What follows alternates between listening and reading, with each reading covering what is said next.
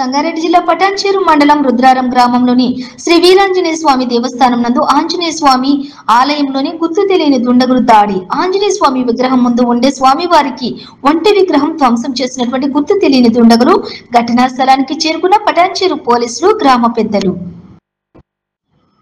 ఎల్లారెడ్డిలో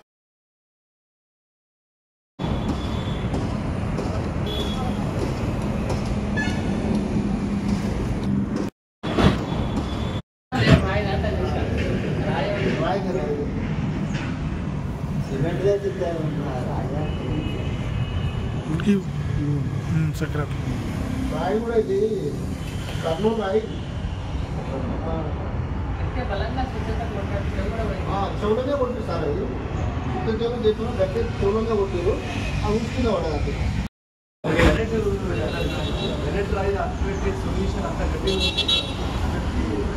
అప్పటి వరకు